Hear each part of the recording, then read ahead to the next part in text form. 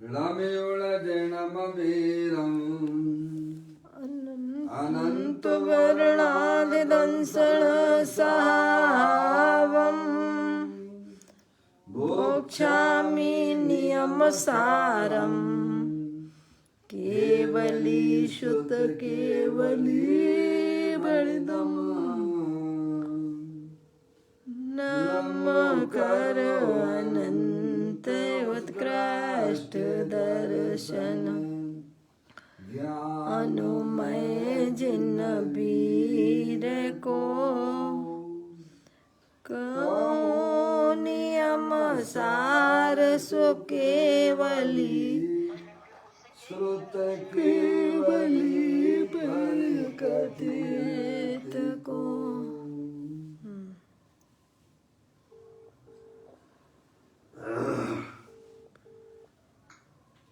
श्री नियम सार जी नामक परम अध्यात्म ग्रंथ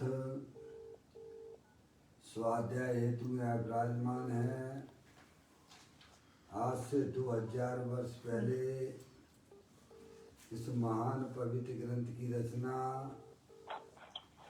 आचार्य श्री कुंद देव द्वारा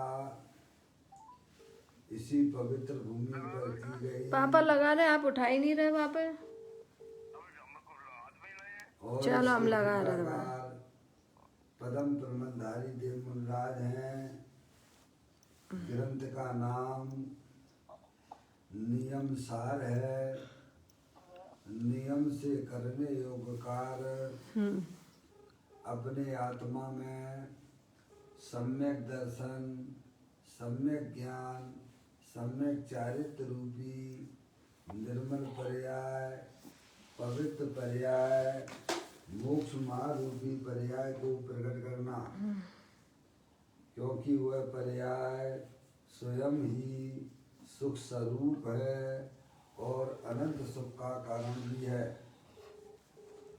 अनादिकाल से हमारे आपके आत्मा में पर को अपना जानने वाली, पर को अपना मानने वाली, पर के साथ संबंध रखने वाली ऐसी मोह राग देश रूपी मलिन पर्याय, अपवित्र रूप पर्याय प्रकट है, जो स्वयं दुख स्वरूप है और अनंत दुख का कारण भी है।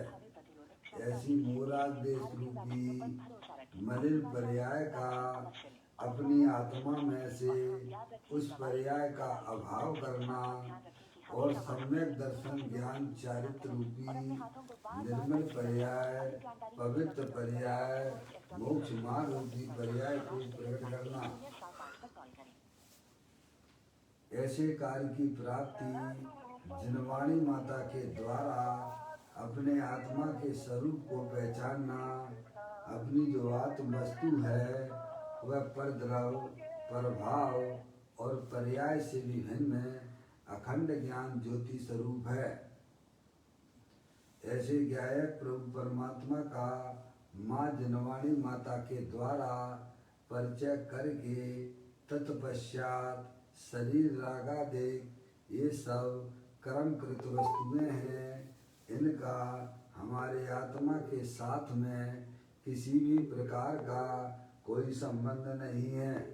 इस प्रकार सम्यक भेद ज्ञान पूर्वक शरीर रागादिक में अपनापन छोड़ के, उनका लक्ष्य छोड़ के अंदर में जो अखंड ज्ञान ज्योति स्वरूप भगवान आत्मा है उसमें ही अपनापन स्थापित करना और उसी को निज रूप से जानना और उसी में ही अपनी वर्तमान पर्याय को मग्न कराना, उसे ही अरिहंत परमात्मा ने धर्म कहा है।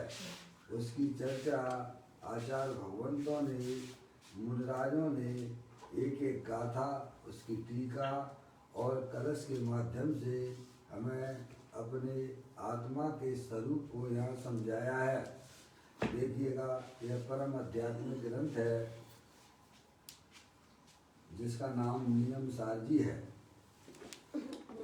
इसका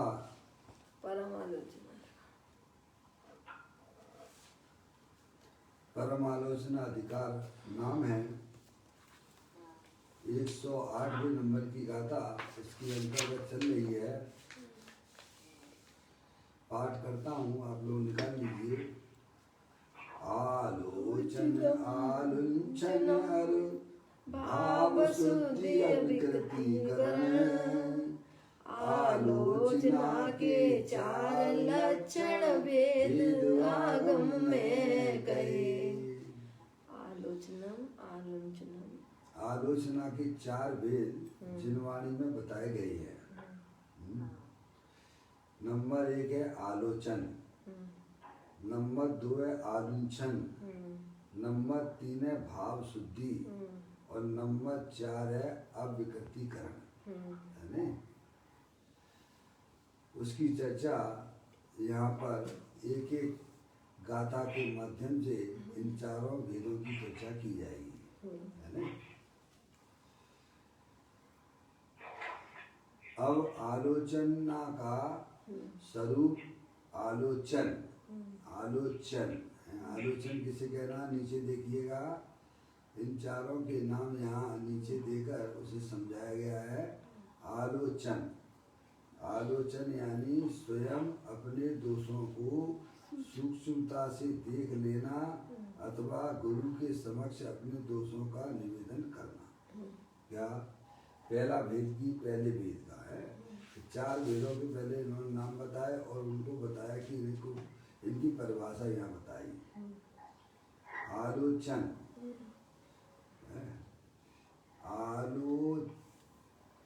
आलोचन तो आलोचन किसे कहा है, स्वयं अपने दोषों को सूक्ष्मता से देख लेना। क्या मतलब है, देखिएगा अपना जो आत्म स्वरूप वस्तु है वह अमूर्तिक है, अरूपी है, अखंड ज्ञान ज्योति स्वरूप है, अनंत शक्तियों के भंडार वाली है, परद्रव्य से भिन्न है, पर भावों से भी भिन्न है, अखंड ज्ञान ज्योति स्वरूप है, ठीक है। और जो दोष है ना, वे दोष भी अमूर्तिक हैं, अरूपी हैं।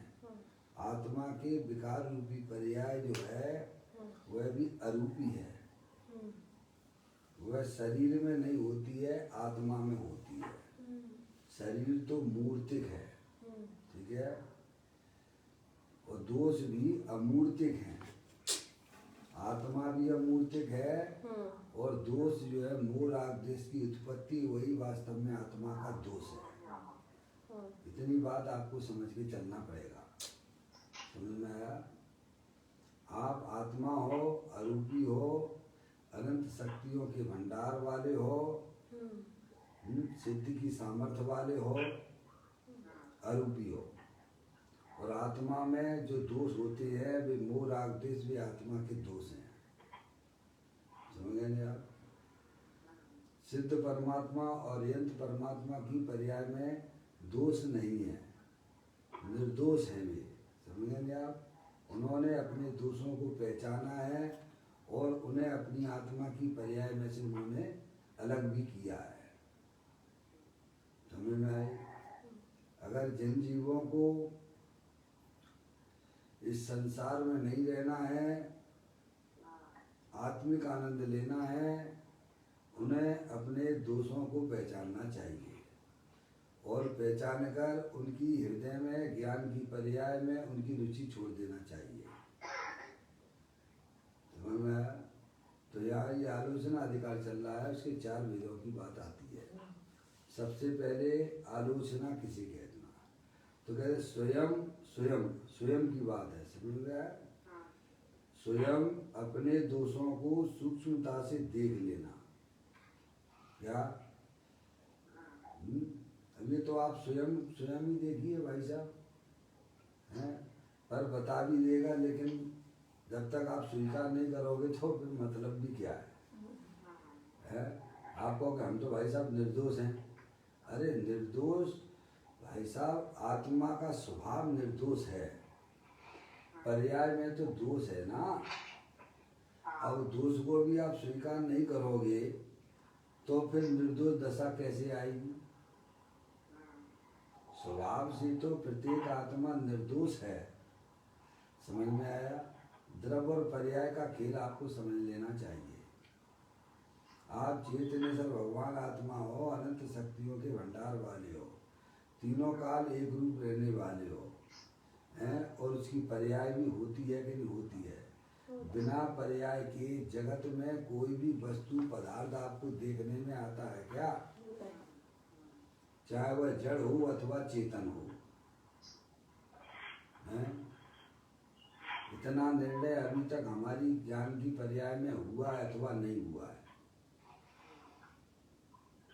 मौसी, इतना निर्णय अभी हमको कर लेना चाहिए कि जगत में कोई भी वस्तु हो, कोई भी पदार्थ हो, वह बिना पर्याय के नहीं होता है। बराबर है?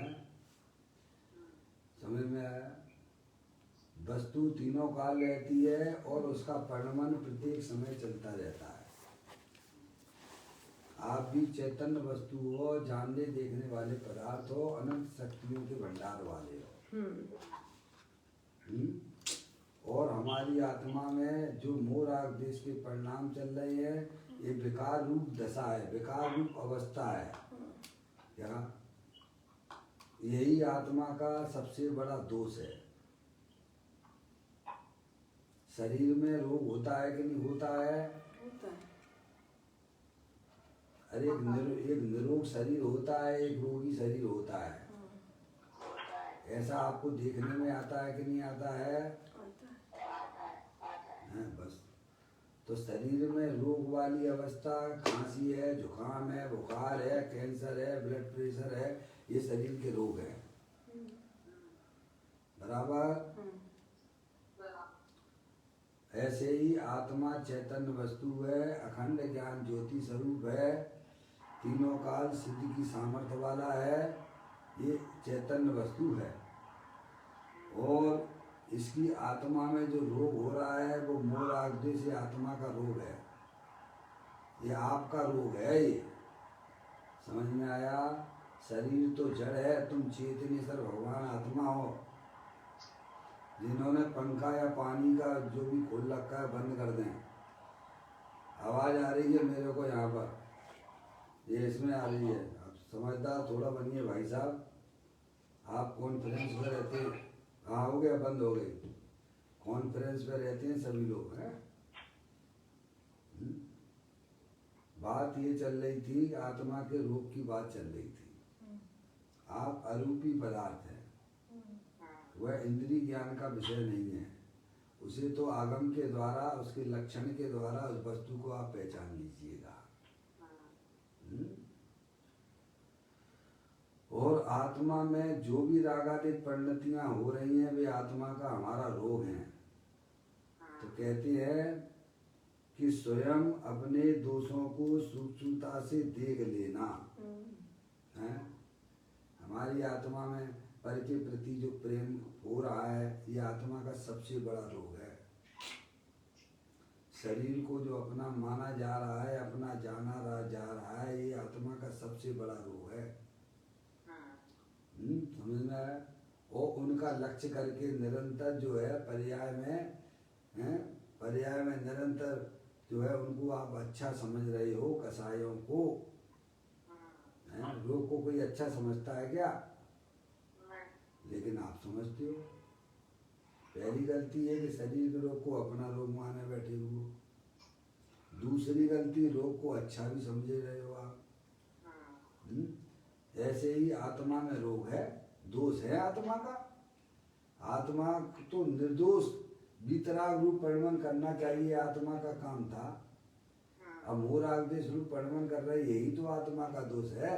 और ज्ञानी जीव उसे सूक्ष्मता से पहचान लेते हैं। क्या? क्योंकि ये सब अंतर्मुखी उपयोग के द्वारा ही पॉसिबल है। स्वयं पर का ज्ञान अंतर्मुखी उपयोग के द्वारा होता है। क्या? सुपर प्रकाशक शक्ति से ये आत्मा संपन्न है, मंडित है, सुशोभित है। ज्ञान का स्वभाव स्व पर को जानने का है। आचार्य अमृतचंद देव समय सार जी के तीसरे नंबर के कलश में कहते हैं कि मैं स्वभाव से तो शुद्ध बुद्ध ज्ञानेश्वर भगवान आत्मा हूँ, लेकिन मेरी पर्याय कर्माशित हो रही है। उन्होंने अपने दोषों को पहचाना। क्या आचार्य अमृतचंद देव कहते हैं, जब आचार्य अमृतचंद देव की पर्याय में दोष चल रहा है, वे दोष को स्वीकार करते हैं, तो आपकी आत्मा की पर्याय में दोष नहीं चल रहा होगा क्या? आपके आचार्य भगवंतों से भी बड़े हो क्या?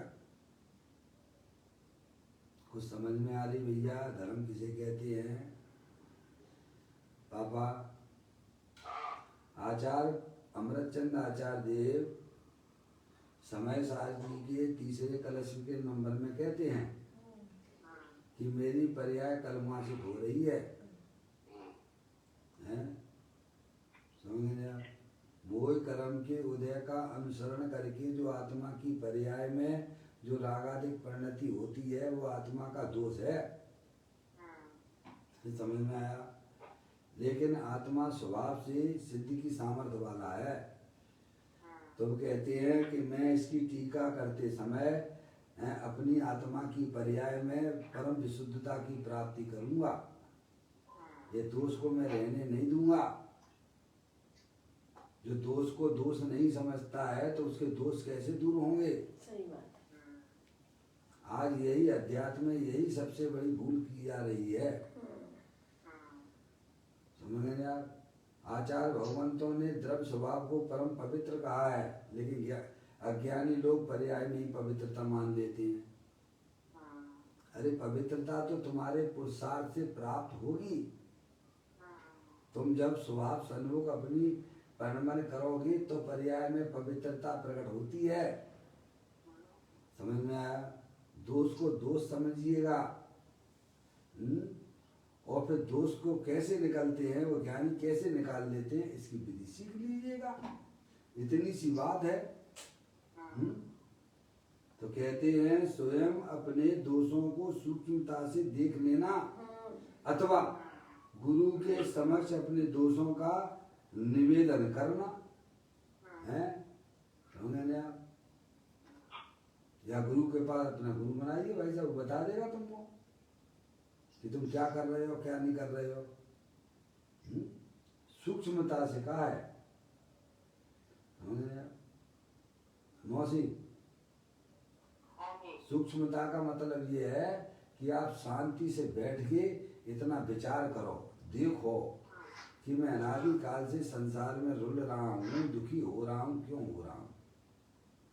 अब इतना टाइम तो है नहीं आपके पास में अपने आत्मा के कल्याण के लिए, हैं? क्योंकि दूसरों को इतना अपनी ज्ञान की पर्याय में मुख कर लिया है कि आप बैठ नहीं सकते 2, 5, 10 मिनट। चैन नहीं है आत्मा को। है तो अनंत सुख का भंडार, लेकिन ज्ञान की पर्याय में इतनी मुक्तता कर दी है पर द्रव्यों की, पर भावों की रुचि के कारण से, कि वह शांति से अपने बैठ के का विचार है सूक्ष्मता से। क्या है? ये ऑपरेशन होता है तो कैसे होता है? हार्ट का ऑपरेशन करता है डॉक्टर, तो जैसी करता होगा चंचल मन से। हाँ है, दरवाजा बंद कर देता है पूरी तरह से है? लेकिन उससे भी बड़ा सूक्ष्म ऑपरेशन यहाँ करना पड़ता है अपनी आत्मा में। समझे? इतनी एकाग्रता, इतनी उपयोग की जो है एकाग्रता चाहिए। शांति से बैठिए, इसका नाम धर्म है। इधर उधर उछल कूद करना है कोई धर्म नहीं है। भैया पापा टाइम है कि नहीं है बैठने का शांति से? हैं? हम बैठेंगे भी तो कैसे बैठेंगे? पर का लक्ष्य करके बैठेंगे। कमरे में टीवी चालू कर दीजिए, अथवा मोबाइल हाथ में दे दीजिए, अथवा नोटों की गड्डियां पकड़ा दीजिएगा। क्यों? तो सब जागृति है। समझ में आया?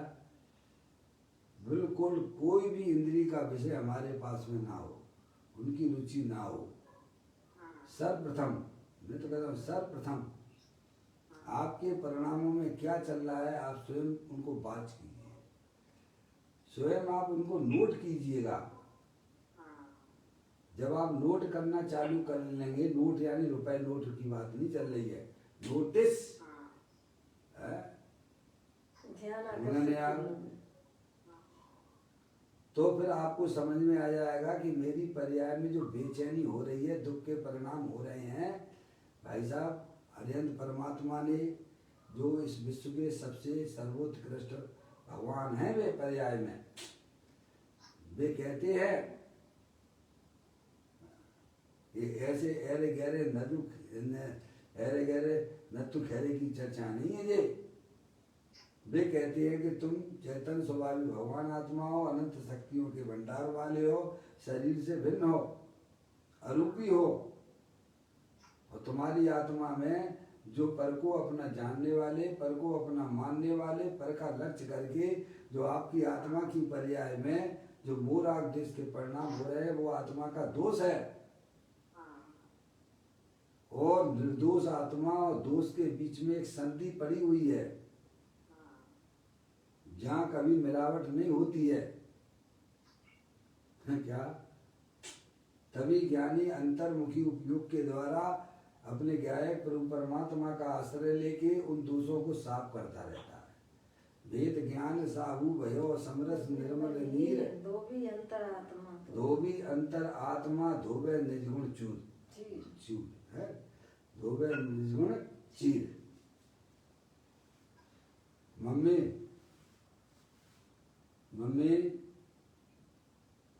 पापा, मम्मी नहीं है? नहीं है? कहाँ नहीं? तो चले जा पापा, जाए कहीं नहीं रहा। जगा दो नहीं, फिर आपको बाद में कहेंगे रोटी नहीं मिलेगी।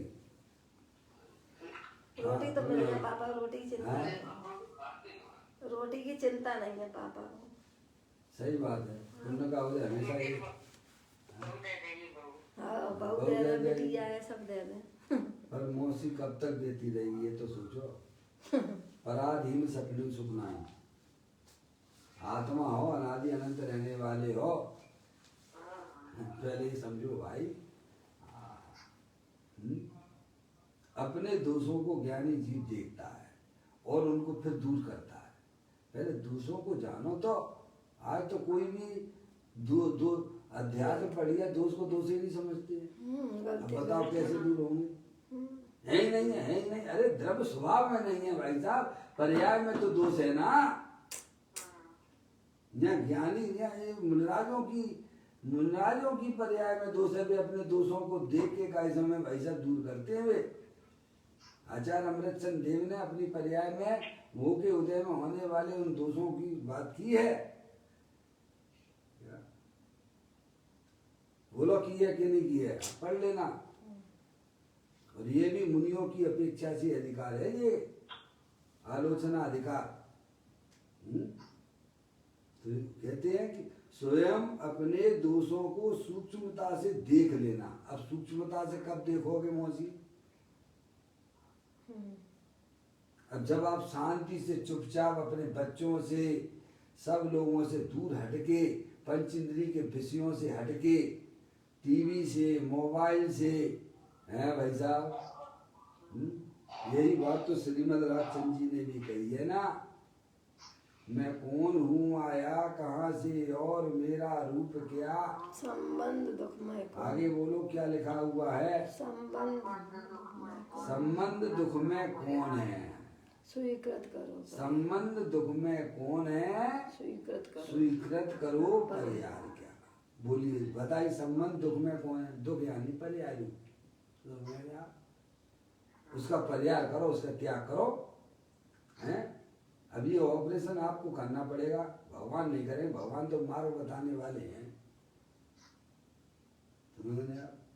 तो यहाँ कहते हैं आलोचन यानी क्या? स्वयं अपने दोषों को सूक्ष्मता से देख लेना।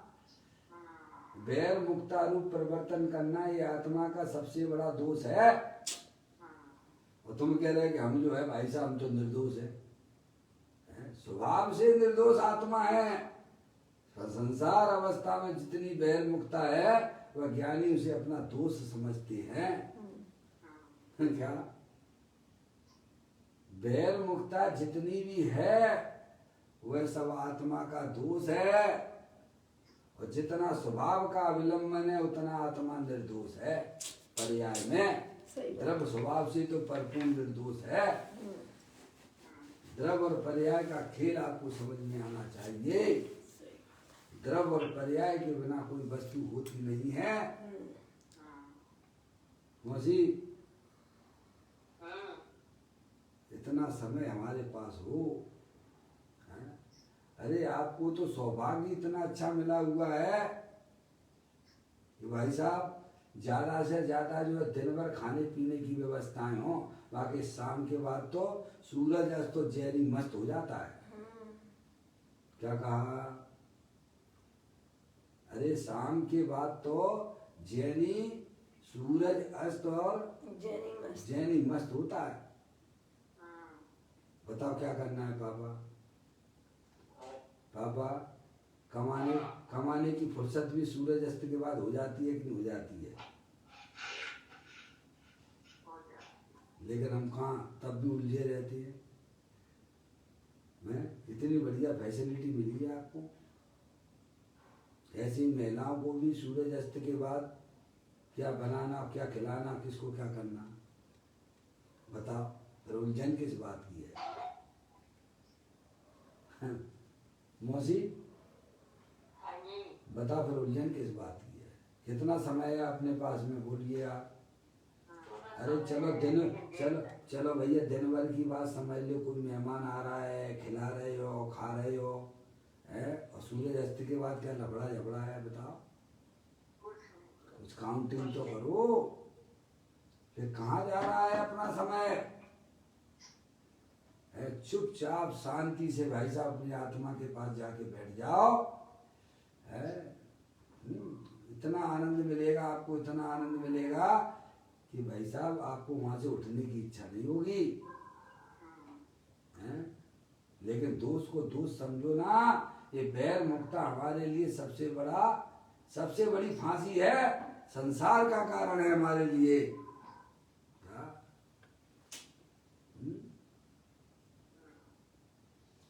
कहते हैं स्वयं अपने दोषों को सूक्ष्मता से देख लेना है। अपनी पर्याय बहिर्मुख हो रही कि अंतर्मुख हो रही है मौसी?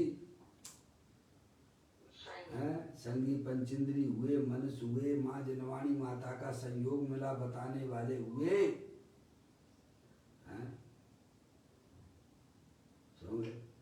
अब ये तो अपन को ही देखना पड़ेगा। स्वयं को लिखा ना, स्वयं अपने दोषों को देख लेना। अपना दोष क्या है कि बैर मुक्ता हुआ आत्मा का दोष है और अंतर मुक्ता हुआ आत्मा का गुण है। बैरमुख पर्याय होती है तो अंतर्मुख भी पर्याय होगी। द्रव्य तो तीनों काल स्थायी है। पापा मम्मी आ गई? मम्मी क्या बात है, ज्यादा स्वास्थ्य खराब है क्या?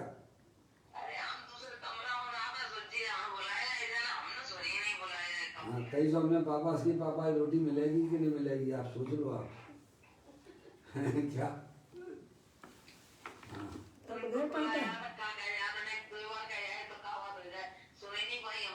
वे कह रहे हैं कि तुमने बहुत पढ़ रहा हुआ है, समझ रहा हुआ है, हमें थोड़ा आगे बढ़ा दो तो हम तुम्हारे बराबर आ जाए तब जगाएंगे। क्या पापू बहुत समझदार हो गए। बड़ी सुंदर बात चल रही है आलोचना अधिकार के अंतर्गत। 4 प्रकार के मम्मी बताए हैं। आलोचना की 4 भेद किए हैं। नंबर 1 आलोचन, नंबर 2 आलुंचन, नंबर 3 भाव शुद्धि और नंबर 4 अविकृतिकरण। इनकी चर्चा आगम में आई हुई है। उसकी पहले नंबर की बात चलती आलोचन। आलोचन किसे कहना? स्वयं अपने दोषों को सूक्ष्मता से देख लेना है। अपने दोषों को दोष रूप से स्वीकार करना ये भव्य जीवों की निशानी हुआ करती है। पहले ये पहचानो अपना दोष क्या है। मैंने कहा बैर मुक्ता हुआ आत्मा का दोष है और अंतर मुक्ता हुआ आत्मा का गुण है। अपनी पर्याय का देखना, अपनी पर्याय किधर जा रही है।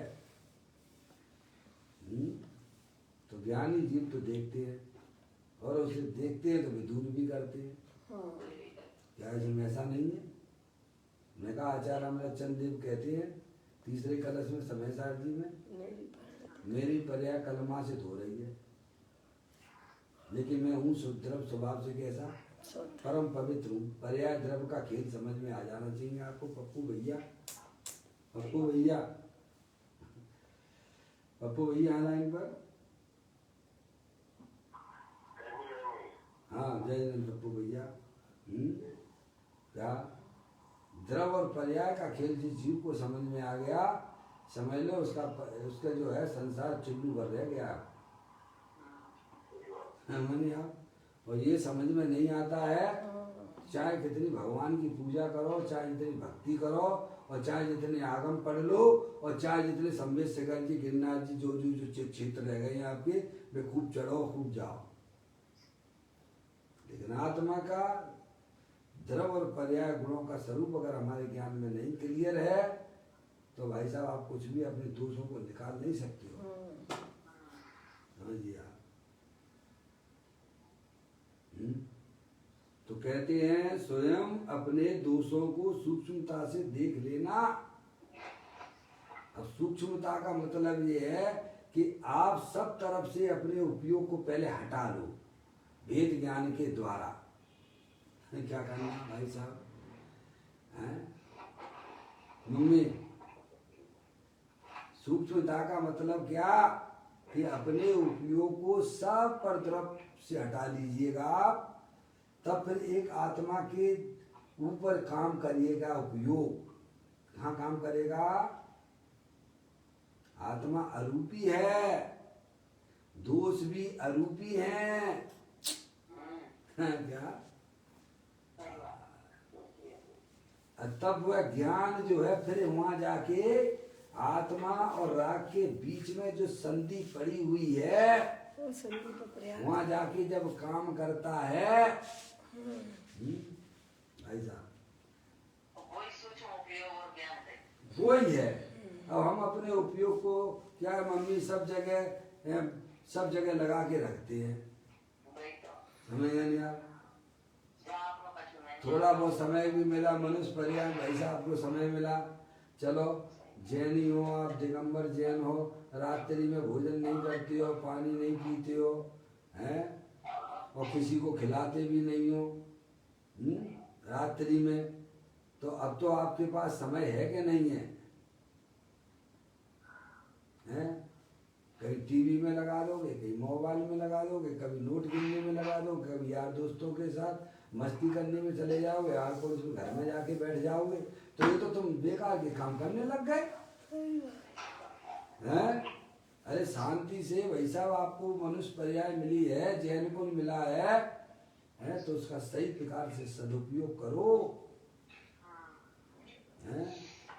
अरे सूरज अस्त तो जैनी मस्त हो जाता है। आप तो कहते हैं स्वयं अपने दोषों को सूक्ष्मता से देख लेना।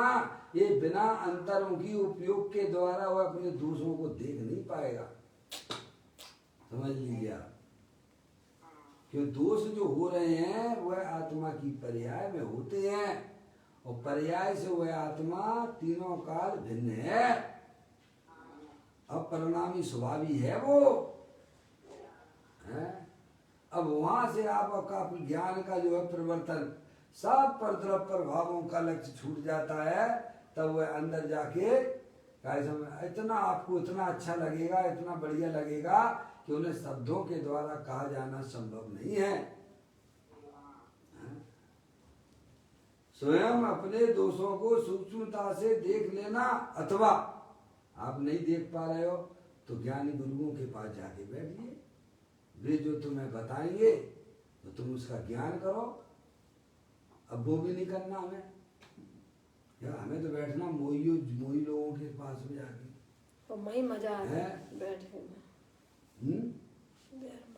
अब ये भी नहीं है कि सब अपने आप को ज्ञानी माने बैठे हुए हैं।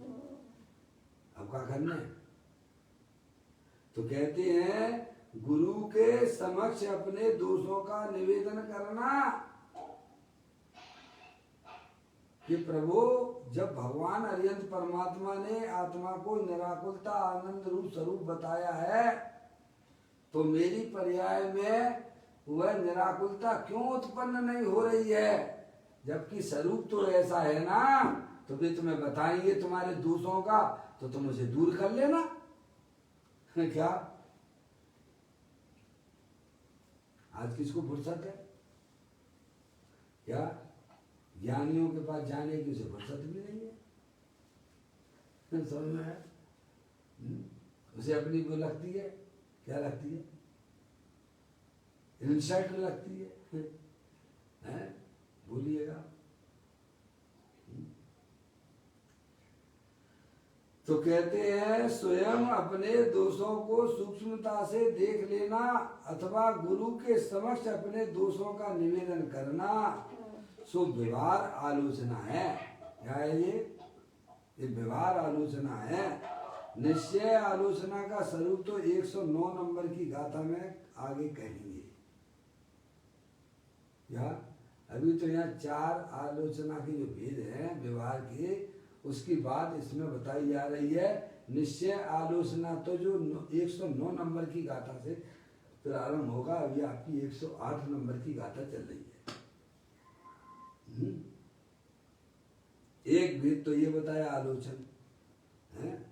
अब दूसरा कहते हैं आलुंछन। दूसरे दोष का नाम क्या है? आलुंछन। आलुंछन यानी दोषों का आलुंचन अर्थात उखाड़ देना। हुआ है क्या करना? जैसे जो है सिर के बाल कैसे उखाड़ देते हैं मुन्ना, देखे हैं आपने? सिर के बाल किससे बनवाते? नाई से हैं? ऐसे उखाड़ के फेंक देते हैं।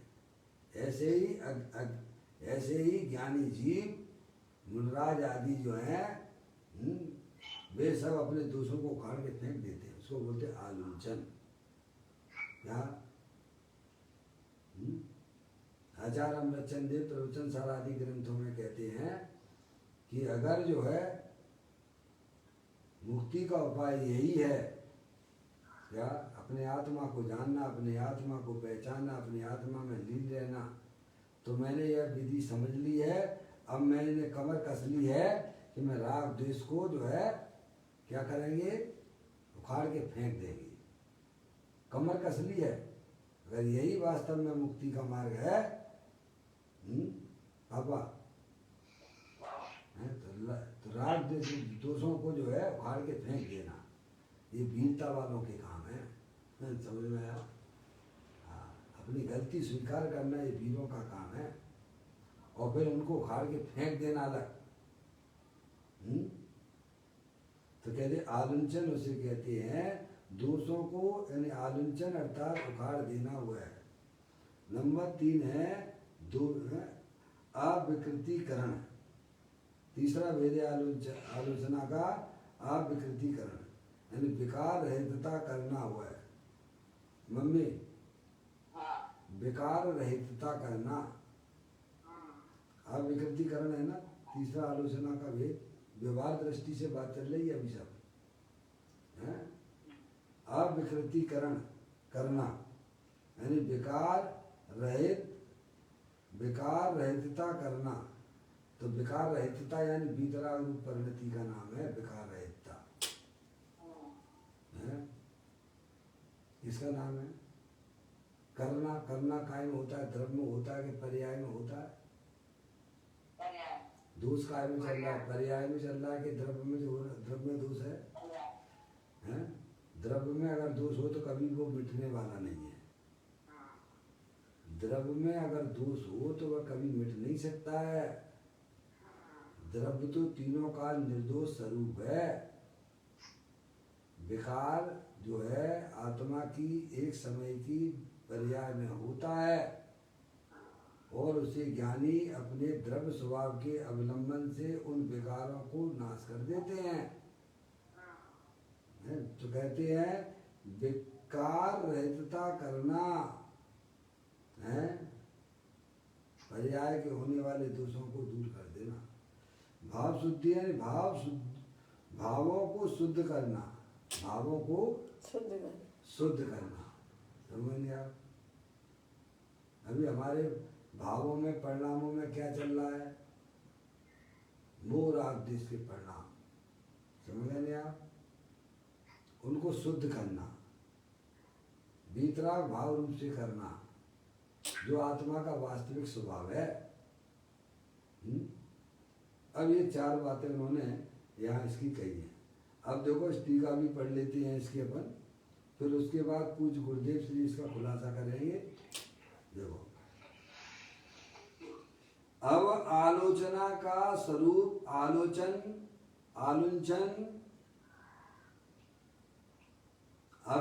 अविकृतिकरण, भाव शुद्धि, ऐसे चार प्रकार का शास्त्र में कहा है। अब ठीक है, यह आलोचना के स्वरूप के भेदों का कथन है। ठीक है, किसका है?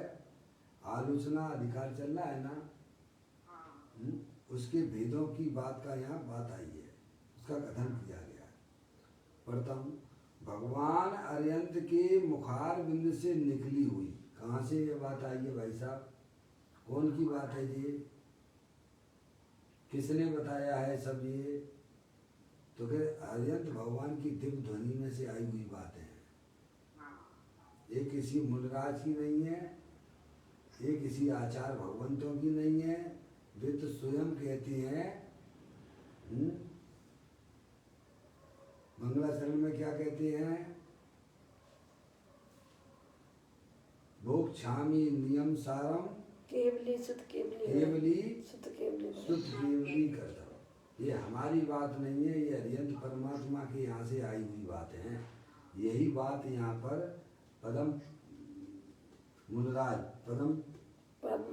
परमधारी मुनराज कहते हैं।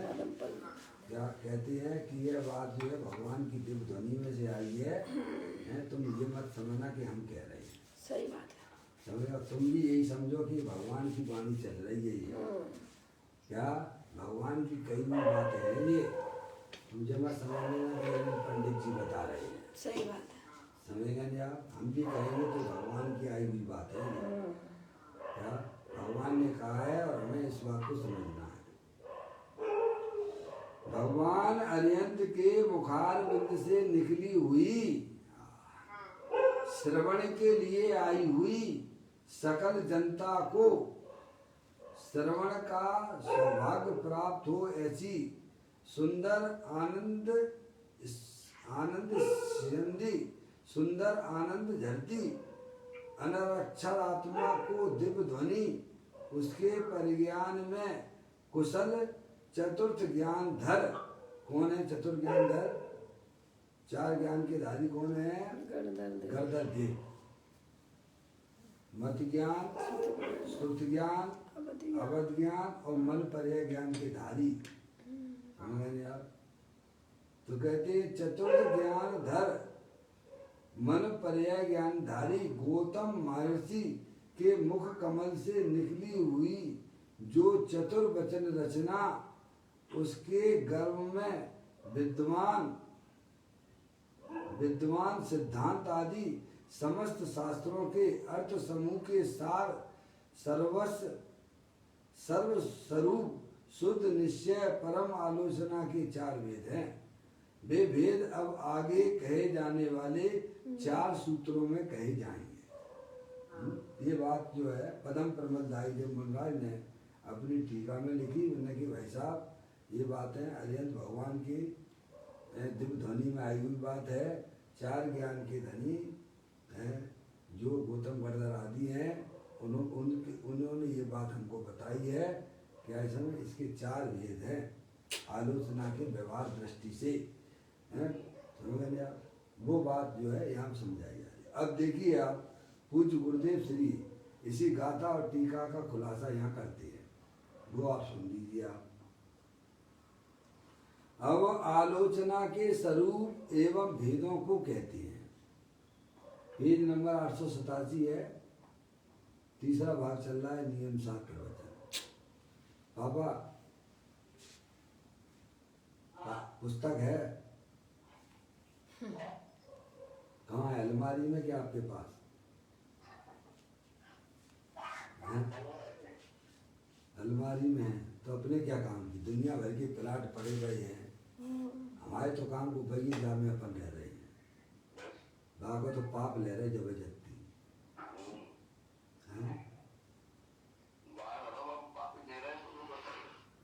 है पापा।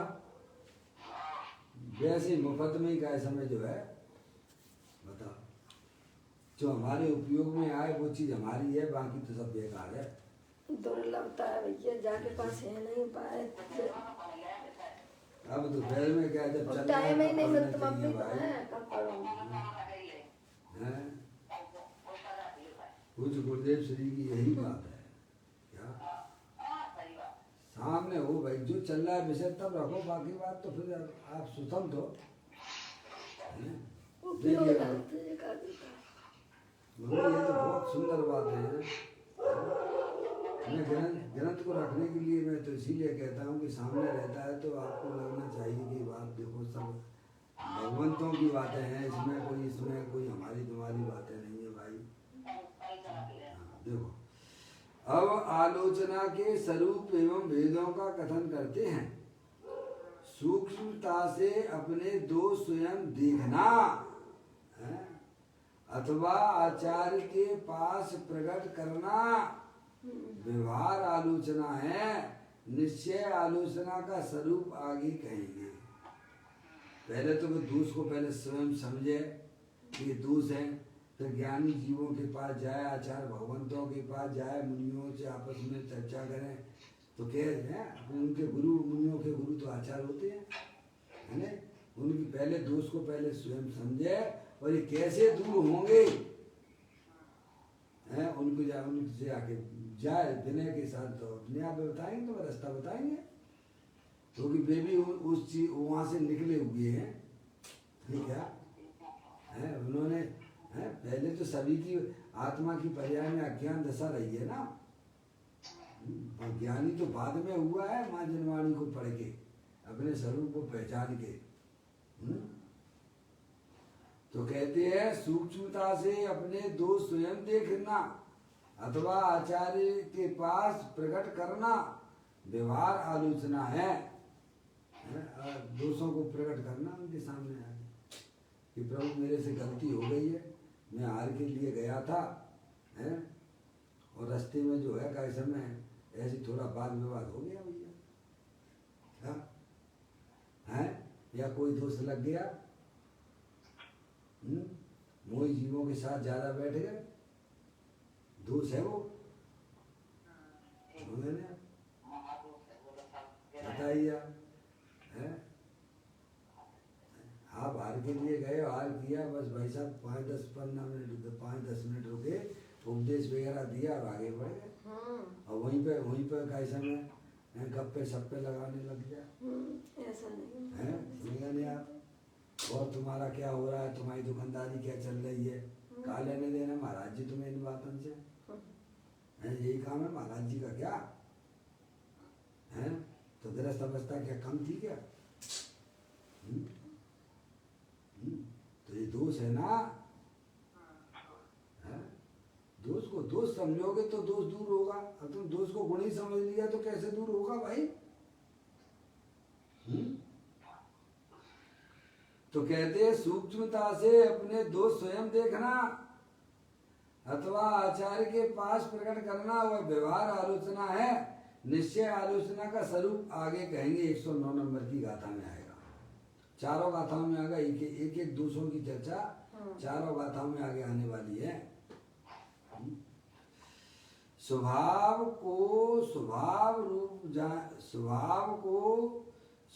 रूप जाने और दोष को दोष रूप जाने तो अपने दोषों की आलोचना करके दोष का त्याग करे।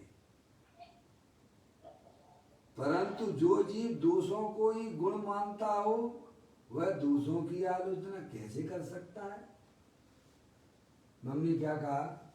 स्वभाव को स्वभाव रूप जाने, मेरा चैतन्य स्वभाव त्रिकाली स्वभाव तीनों काल एक रूप रहने वाला है, निर्दोष स्वरूप है, जिसमें दोष का प्रवेश नहीं होता है। निज को निज पर को पर जान, फिर दुख का नहीं लेस निशान है। अपन चैतन्य वस्तु हूँ, सिद्धि की सामर्थ्य वाले हो, अनंत शक्तियों के भंडार वाले हो, हैं? तो स्वभाव को स्वभाव रूप जाने। अब तुम्हें ये पुरुषार्थ लगता ही नहीं, तुम्हें तो ये पुरुषार्थ लगता है कि भगवान के सामने है भाई साहब गिड़गिड़ाते रहना, ये हमें पुरुषार्थ लगता है। जो आत्मा कर नहीं सकता उसे तुम पुरुषार्थ माने बैठे हो, हैं? तुम जानने देखने वाले पदार्थ हो तो अपने आत्मा को जानो और आत्मा की पर्याय में होने वाले उन दोषों को जानिए। वहां भी जानने का काम है। दूर तो काय समय जब होंगे जब तुम अपने स्वभाव की तरफ तुम्हारी परिणति बढ़ेगी तब। क्या तो कहते स्वभाव को स्वभाव रूप जाने और दोष को दोष रूप जाने। पापा तो दो बातें आ गई हैं इसमें। स्वभाव को स्वभाव रूप जाने और दोष को दोष रूप जाने। जाने करे नहीं जाने हैं। अब जी हमें धर्म क्यों नहीं लगता है मौसी? जानने की बात है ना। आत्मा ज्ञानम स्वयं ज्ञानम ज्ञानादंत करोति किम पर भावस्य कर्तात्मा मोहम विवारणम। 24 घंटा क्या करते हो भाई साहब? जानने का काम करते हो, पर मानते हो जानने वाला तो कर्ता वाला मानते हैं। क्या मानते हैं? सही बात है। वो तुम जानने देखने वाले पदार्थ और मानते हो कर्ता धर्ता। हम बताओ अब कैसे सुखी हो जाओगे? तो कहते हैं स्वभाव को स्वभाव रूप जाने और दोष को दोष रूप जाने तो अपने दोषों की आलोचना करके दोषों का त्याग करे। हैं? प्रभु मेरी पर्याय में जो मोह राग देश के परिणाम हो रहे हैं ये मेरे आत्मा की पर्याय में दोष है और मैं तो तीनों का निर्दोष स्वरूप भगवान आत्मा हूँ। तो दोनों का ज्ञान बढ़ता है ना, तो यही तो सच्चा प्रमाण सच्चा ज्ञान कहलाता है मम्मी। प्रमाण ज्ञान किसे कहना? द्रव्य और पर्याय का यथार्थ ज्ञान को प्रमाण ज्ञान कहा गया है। और न द्रव्य को जानते हो और न पर्याय को जानते हो और अपने आप को समझते बहुत बड़े ज्ञानी हैं। क्या भैया तुम बताओ कितनी बड़ी भूत चल रही है हमारी पर्याय में?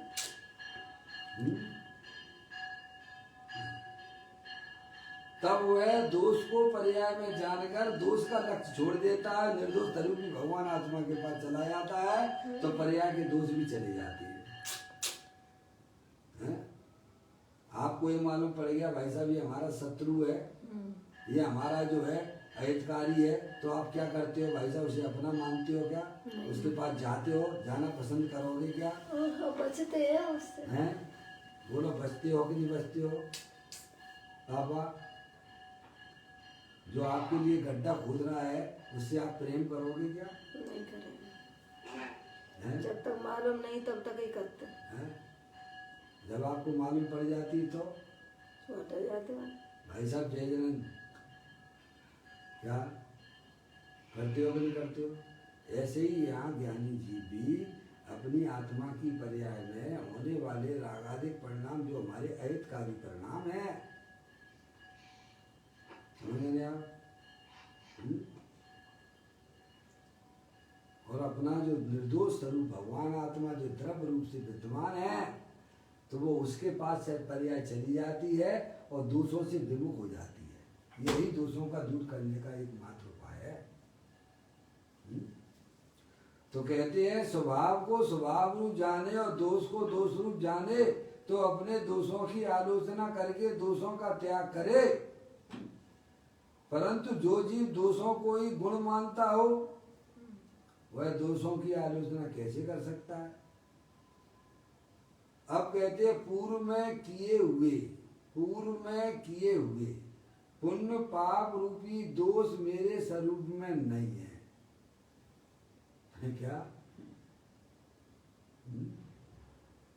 पूर्व में किए हुए हमारा आत्मा की पर्याय में देखो कितने हैं पुण्य पाप के परिणाम हुए कि नहीं हुए, लेकिन मैं ऊपर ही ऊपर थे, कहीं आत्मा के अंदर नहीं घुस गए हैं। तुम तो विज्ञान घन भगवान आत्मा हो, चेतनेश्वर हो, वीतराग स्वरूप हो। पूर्व में किए हुए पुण्य पाप रूपी दोष मेरे स्वरूप में नहीं है, मेरे स्वभाव में नहीं है, ऐसा समझकर अपने स्वरूप में लीन होकर पुण्य पाप को उखाड़ फेंकना आलुंचन है। यह है वीरों का काम। क्या वर्तमान में सब नोटिस करता है वो ज्ञानी जी कि हमारी पर्याय में जो पुण्य पाप रूपी परिणाम हो रहे हैं वो हमारी दोष है। वह दोष अंतर्मुखता के द्वारा दूर होता है। दोषों की तरफ देखने से दोष दूर नहीं होते हैं।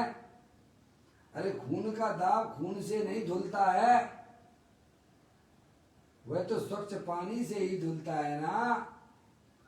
ऐसे ही ज्ञानी की पर्याय में जो दोष राग द्वेष पुण्य पाप के परिणाम चल रहे हैं उसे वो दोष समझता है, और जो स्वच्छ निर्मल जो अपना भगवान आत्मा स्वच्छता का पिंड है उसके आश्रय से वह दोष को धो देता है। निर्दोष स्वभाव के आश्रय से ये कह रहे हैं। देखो आप पढ़िए दोबारा, पूर्व में किए हुए पुण्य पाप रूपी दोष मेरे स्वरूप में नहीं है। नहीं, आत्मा अपना निर्दोष स्वरूप है। ऐसा समझ कर, कैसा, ऐसा समझ कर अपने स्वरूप में लीन होकर, कौन होता है, द्रव्य लीन होती है कि पर्याय लीन होती है? पर्याय सब काम करती है मम्मी।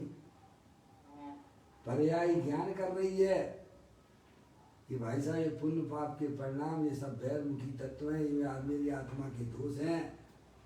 और पर्याय ही है मेरा भगवान आत्मा तो निर्दोष स्वरूप है, तो पर्याय जो वहाँ चली जाती है अपने निर्दोष स्वरूपी भगवान आत्मा के पास। जो शुद्ध जाने आत्म को वह शुद्धता को प्राप्त हो। पर्याय में पवित्रता प्रकट करने के लिए अपने शुद्धात्म जो वस्तु है, जो तीनों काल पर द्रव्य प्रभावों से भिन्न है, उसके पास जब जाती है तो पर्याय के दोष मिट जाते हैं। क्या पुण्य पाप रूपी विकृति का अभाव करके आत्मा को विकार रहित प्रकट करना। कैसे करना? आत्मा को विकार रहित प्रकट करना अब विकृतिकरण है। आलुंचन आ गया, उखाड़ के फेंक देना। पुण्य पाप को अपने ज्ञाय परमात्मा के आश्रय से उखाड़ के फेंक देती है। मौसी, पुण्य पाप केवल पाप ही नहीं है। आप भगवान के सामने बोलते जरूर हो, बचूं सुभाष भाव से यही कामना है, यही कामना है। तो कैसे बचोगे प्रभु, ये तो बताओ। तुम अपने द्रव्य स्वभाव को जानते हो क्या? हैं? तो द्रव्य स्वभाव को जानने की जरूरत पड़ती है कि नहीं पड़ती? तभी तो बचोगे ना। उन पुण्य पाप के परिणामों से बचने के लिए अपने चैतन्य स्वरूपी भगवान आत्मा शुद्धात्मा का ज्ञान होना बहुत जरूरी है। उसके ज्ञान के बिना, उसकी श्रद्धा के बिना कोई भी अपनी पर्याय के दोषों को मिट नहीं सकता है। तो कहते हैं स्वरूप में लीन होकर, पहले समझने की बात कि ऐसा समझकर अपने स्वरूप में लीन होकर, लीन होने वाली पर्याय है। पुण्य पाप को उखाड़ फेंकना आलुंचन है। समझ आप? अब पर्याय बहुत समझदार हो गई है भैया, अपने ज्ञाय परमात्मा के पास चली जाती है। या अपना ज्ञाय, उसका ज्ञाय परमात्मा कैसा है? निर्दोष। निर्दोष स्वरूप है। अब ऐसे ज्ञान की जरूरत होना चाहिए, तभी काम कर पाओगे आप, नहीं कुछ नहीं कर सकते। द्रव और पर्याय को नहीं समझोगे तो कहीं ना कहीं अटक जाओगे। सही बात है।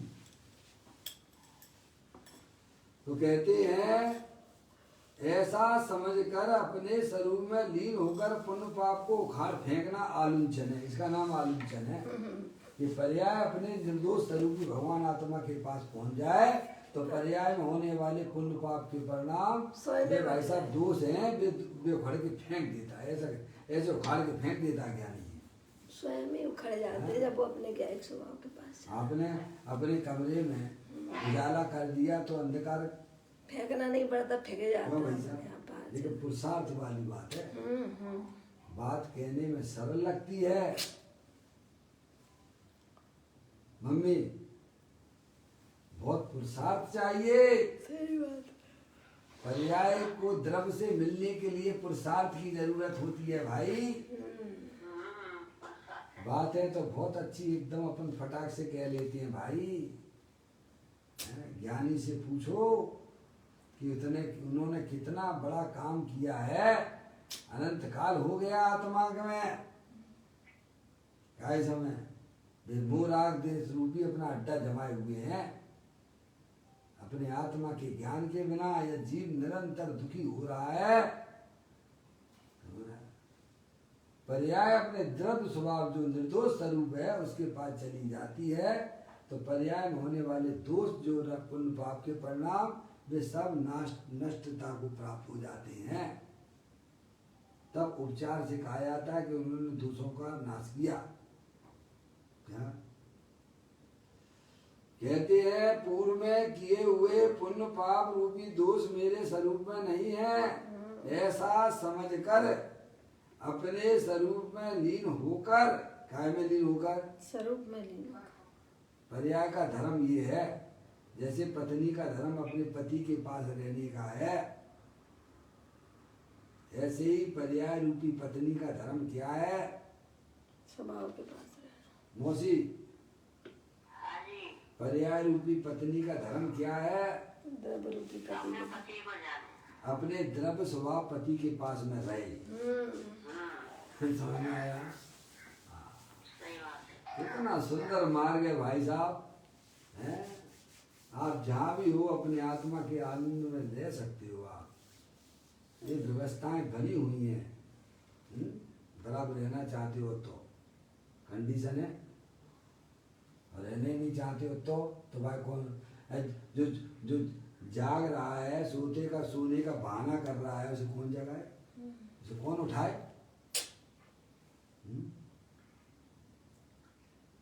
कहते हैं ऐसा समझकर अपने स्वरूप में लीन होकर पुण्य पाप को उखाड़ फेंकना आलूचन है। पुण्य पाप रूपी विकृति का अभाव करके आत्मा को विकार रहित प्रकट करना। आत्मा को प्रकट यानी आत्मिक पर्याय में वीतराग दशा प्रकट करना। समझ में आया? पुण्य पाप की विकृति का अभाव करके आत्मा को विकार रहित प्रकट करना अब विकृतिकरण है। ये तीसरे नंबर का आलोचन का भेद है। आलोचना का विकृतिकरण। चौथा, चैतन्य स्वरूपी आत्मा के अवलंबन के भावों की शुद्धता होना भाव शुद्धि है। चैतन्य स्वरूप आत्मा के अवलंबन से, कैसे?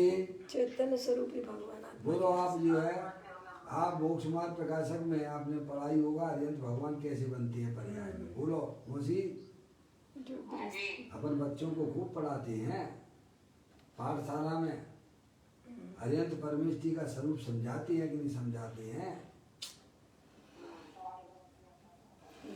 शुरू से बोलो। गृहस्थ बनाते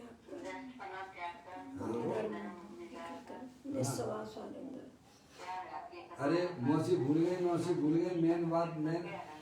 मौसी थोड़ा सा कुछ ऐसे लग रहा है कुछ आप भूल गई है मेन बात। दोबारा बोलो। आप शुरू से बोला सही था। हाँ बहुत सुंदर, बस मैं यही सुनना चाहता हूँ। भूल गई थी प्यारा बस। निस्वभाव साधन के द्वारा उन्होंने अपनी पर्याय में परमात्म दशा जो प्रकट की है वो काय के आधार से की है, दूसरे भगवानों की तरफ देख देख के करी होगी। निस्वभाव साधन के द्वारा ये साधन बनाओ अपना। यम नियम संयम आप कियो पुण्य त्याग वैराग अथाग लियो मुख मोन रहो दिन आसन पद में लगाए लियो अब क्यों और शास्त्र के नए धार वाले मत खंडन मंडन भेद किए अब क्यों ना विचारत हो कछु कछु और रहा इन साधन से। व्यवहार साधन तो तुमने बहुत किए हैं, निस्वभाव साधन नहीं। निस्वभाव साधन के द्वारा समझ रहे वो पाप पुण्य पाप के परिणामों को उखाड़ के फेंक देते हैं ज्ञानी। जब पर्याय का झुकाव अपने त्रिकाले भगवान आत्मा की तरफ हो जाता है वही पर्याय का आश्रय है। पर्याय बिना अवलंबन की नहीं रहती है मौसी। पर्याय का काम तो किसी न किसी के अवलंबन लेने का है। जो पर का अवलंबन लेता है वह निरंतर दुखी होता है। जो अपने गायक प्रभु परमात्मा का आश्रय लेता है वह निरंतर सुखरूप परिणमन करता है। पर्याय का काम तो अवलंबन लेने का है, आश्रय लेने का है। अज्ञानी जीवों की पर्याय का अवलंबन भाई साहब है ये पर पदार्थ भाई साहब सही परिणमन करते रहें। ये मेरे को जो है बुढ़ापे में काम आएंगे, रुपया पैसा खूब इकट्ठा कर लो। काय का अवलंबन ले रही है पर्याय के, क्या सोचती रहती है, हैं? समझ गए नहीं आप? समझ गए नहीं आप? ज्ञानी की पर्याय अपने त्रिकाले ध्रुव भगवान आत्मा को पहचान कर उसके आश्रय पड़ी हुई है। यही पर्याय का धर्म है। तो कहते हैं चैतन्य स्वरूपी आत्मा के अवलंबन से भावों की शुद्धता होना भाव शुद्धि है। भाव शुद्धि कैसे होती है? अपने भावों की शुद्धि करना है कि नहीं करना है? करना है। तो पर के अवलंबन से होगी कि अपने भगवान आत्मा के अवलंबन से होगी? अरे सोचो तो सही भाई, है? भावों की शुद्धि करना है तो किन की तरफ देखना? बाल बच्चों की तरफ देखना, उन्हीं को संभालते रहना। तो पाप का परिणाम है, उससे कोई भावों की शुद्धि नहीं होती है। तो अरिहंत परमात्मा की तरफ देखने से तो हो जाएगी ना प्रभु, उनकी भक्ति पूजा से तो हो जाएगी ना। तो कहते बुन से भी नहीं होगी। अगर भावों की शुद्धि करनी है तो अपना त्रिकालिक ध्रुव भगवान आत्मा जो कि अनंत शक्तियों के भंडार वाला है, ऐसे गायक प्रभु परमात्मा के सन्मुख जो पर्याय होती है वही भाव शुद्धि नाम है। उसी का नाम भाव की शुद्धता है। या वो अपने एक आत्मा के आश्रय से होती है, पर परमात्मा के आश्रय से भी नहीं होती है। तो संसारी जीवों के आश्रय तो छोड़ दो आप बातें। अपने परिणामों की अगर शुद्धता करनी है तो अपने गायक प्रभु परमात्मा के स्वरूप को आपको जानना ही पड़ेगा। उसके बिना परिणामों की शुद्धि नहीं होती है। चौथा भेद चल रहा है आलोचना का। चैतन्य स्वरूपी आत्मा के अवलंबन से भावों की शुद्धता होना वह भाव शुद्धि है। यह चार भेद व्यवहार से है, वास्तव में तो एक चैतन्य के अवलंबन से ही यह चारों भेद आ जाती हैं। जैसे 10 लक्षणी पर होता है ना मौसी, है 10 धर्म है ना, व्यवहार से भी 10 हैं। समय है तो सब एक बीतरा भाव रूप से है। हमने क्या है प्रभु परमात्मा के आश्रय से है भाई साहब, वो एक बीतराग भाव कैसे होता है? अपने बीतरागी स्वभाव के आश्रय से होता है। कोई उपाय नहीं। समझ गए आप? ऐसे यहाँ कह रहे हैं भैया, यह चार भेद व्यवहार से है, वास्तव में तो एक चैतन्य के अवलंबन से ही ये चारों भेद आ जाती है। आगे देखते हैं। भगवान की दिव्य ध्वनि से ग्रहण करके, अब आगे पदम प्रमलधारी देव मुनराज की बात पर। ये तो आचार्य कुंदकुंद देव ने जो गाथा में जो बात लिखी थी उसको पूज्य गुरुदेव श्री ने बताया, चार भेदों की। अब बात आती है पदम प्रमलधारी देव मुनराज की टीका की। उसको पूज्य गुरुदेव श्री खोलते हैं। भगवान की दिव्य ध्वनि से ग्रहण करके, कहाँ से? भगवान की दिव्य ध्वनि से ग्रहण करके गणधर देव ने जो शास्त्रों की रचना की है उनमें आलोचना के चार भेद कहे हैं। जिसका महाभाग होता है उसे त्रिलोकीनाथ जिनेंद्र परमात्मा की वाणी सुनने का अवसर मिलता है।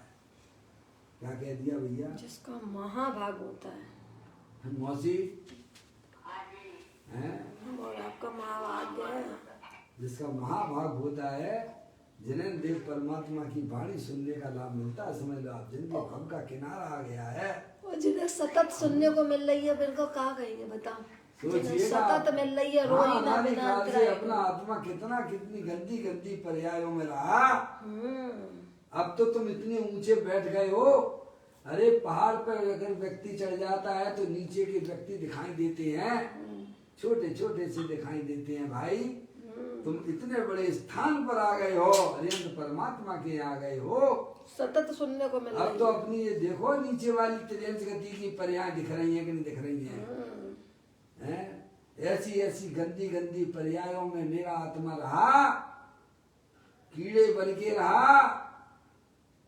अभी भी अगर ज्ञान नहीं चेतता है तो क्या होगा भाई? अनादि के हो और अंत काल तक तुम्हें रहना पड़ेगा। कहते हैं भगवान की दिव्य ध्वनि से ग्रहण करके गणधर देव ने जो शास्त्रों की रचना की है उसे आलोचना के चार वेद कहे हैं। जिसका महाभाग होता है उसे त्रिलोकीनाथ जिनेंद्र परमात्मा की वाणी सुनने का अवसर मिलता है। तो आपको हमको जो मिल रही है, अपने आप को महाभाग्यशाली समझना। सही बात। समझना पापा, सोचो महाभाग्यशाली है। ये बातें अपन को सुनने को मिल रही हैं, गजब है। वे भी महाभाग्यशाली हैं जिन्हें दिव्य ध्वनि, भगवान की जो दिव्य ध्वनि में जो बातें आई हैं आज हम उसका श्रवण कर रहे हैं। ये सत्य वस्तु स्वरूप की बातें हैं। तीर्थंकर परमात्मा के समूह शरण में जितने भी जीव जाते हैं वे सभी समा जाते हैं और सभी को अपनी अपनी भाषा में भगवान की दिव्य ध्वनि समझ में आ जाती है। क्या भाई? ऐसी दिव्य ध्वनि का प्रताप होता है। ओमकार ध्वनि गिरती है, सब उसमें त्रियंश गति के जीव भी रहते हैं, देव गति के जीव भी रहते हैं, मनुष्य गति के जीव भी रहते हैं। रहते हैं नहीं रहती है? नार की नहीं गति के छोड़ नार की जीव नहीं रहती, बस तीन गति के जीव रहती है। और सब भगवान की ओमकार जब ध्वनि गिरी असंख्यात प्रदेश से है भाई साहब, अपनी अपनी भाषा के और अपनी अपनी भाषा के अनुसार सब समझ लेते। यही भगवान की दिव्य ध्वनि का प्रताप है। भौरे की गुंजन के समान भगवान की अनरक्षात्मक दिव्य ध्वनि अखंड रूप से सर्व प्रदेशों से अमृत समान झरती है और समस्त जीव उसका रसास्वादन करते हैं, सुनते हैं। ऐसे सुनना चाहिए भगवान की वाणी। वचनामृत वीतराग्नो परम शांत रस मूल औषध जे भव रोग नो कायर नो प्रतिकूल। भगवान की वाणी अनक्षरात्मक दिव्य ध्वनि सुंदर आनंद सिंधी है, आनंद का झरना है। वाणी में कहीं आनंद नहीं है, वाणी तो क्या है, जड़ है। समझ गए आप? लेकिन फिर भी भव्य जीवों को भाई साहब प्रफुल्लित हो जाते हैं, आनंदित हो जाते हैं अपनी आत्मा की बात सुनकर। ओ वाणी में कहीं आनंद नहीं है, फिर भी भगवान की वाणी आनंद मूर्ति आत्मा को बताती है। समझ गए ना? इसीलिए वाणी को भी सुंदर आनंद सिंधी कहा है। मैं पढ़ लेता हूँ क्योंकि फिर अगला कलश आपका आएगा, इसीलिए मैं पढ़ रहा हूँ। 5 मिनट में इसको पूरा करूँगा। भगवान की वाणी में आत्मानंद की बात आई है। किसकी आई है? अपनी आत्मा की बात आई है। आत्मा आनंद है, आत्मा आनंद स्वरूप है, आत्मा शांति स्वरूप है। ऐसी बात भगवान की दिव्य ध्वनि में आई है और यही भगवान की वाणी का सार है। इसीलिए भगवान की ध्वनि सुनते ही भव्य जीव आनंद से भर उठता है। ओहो, धन्य है जिन्होंने भगवान की वाणी को सुना। इस प्रकार भगवान की दिव्य ध्वनि का वर्णन किया। ऐसी दिव्य ध्वनि के परिज्ञान में कुशल गणधर देव होते हैं ना भगवान की। महावीर भगवान की दिव्य ध्वनि को झेलने वाले श्री गौतम गणधर ने 12 अंग की रचना की है। भगवान की दिव्य ध्वनि का एवं गणधर देव द्वारा रचित समस्त सिद्धांत आदि शास्त्रों का सार तो एक परमानंद मूर्ति आत्मा को देखना है। क्या है? बस एक ही सार। बात सांग का सार क्या है? अपने आप को देखना कि अपना भगवान आत्मा परम आनंद स्वरूप है और उसकी तरफ ज्ञान का झुकना, देखना, अपने परमात्मा का दर्शन करना। किसका करना?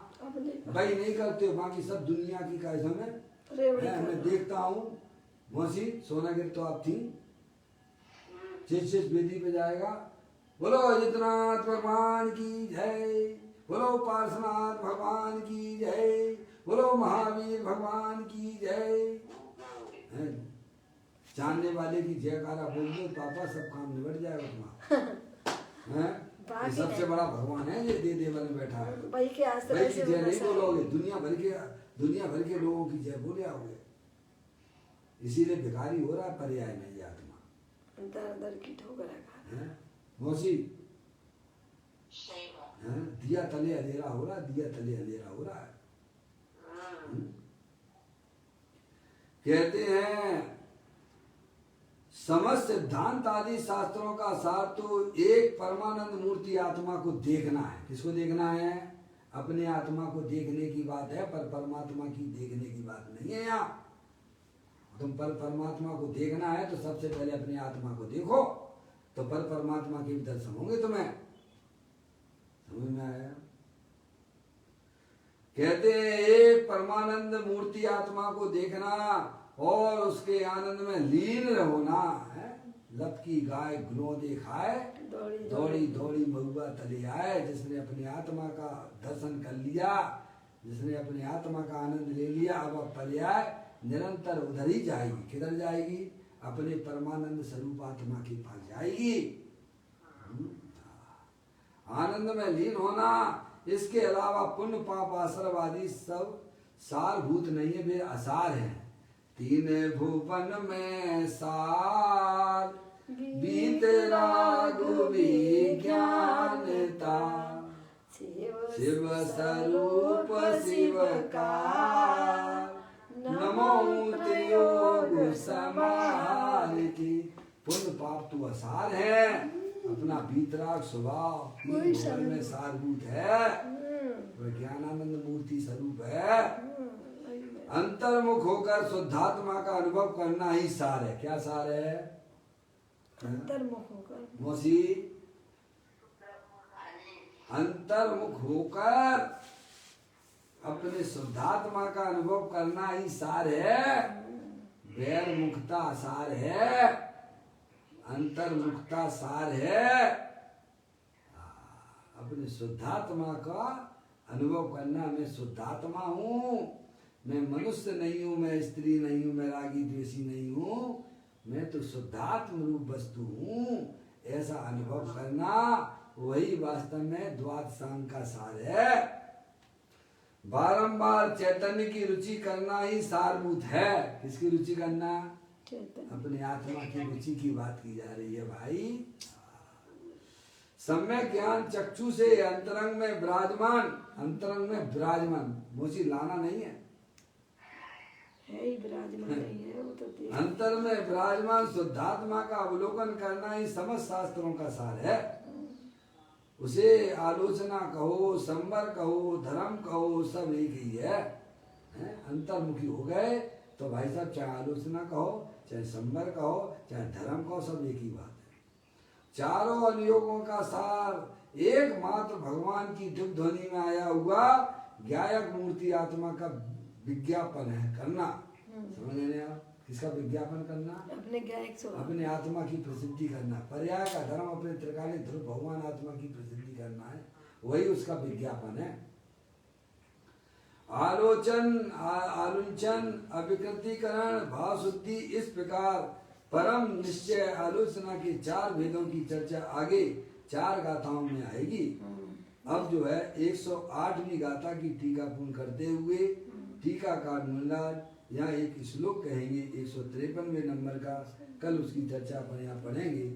निज निधि निज में बताई, ये अनंत अनंत उपकार है, उसके लिए नवाणी माँ को वंदना सतवार है, वंदना सतवार है। 9 नमोकार मंत्र।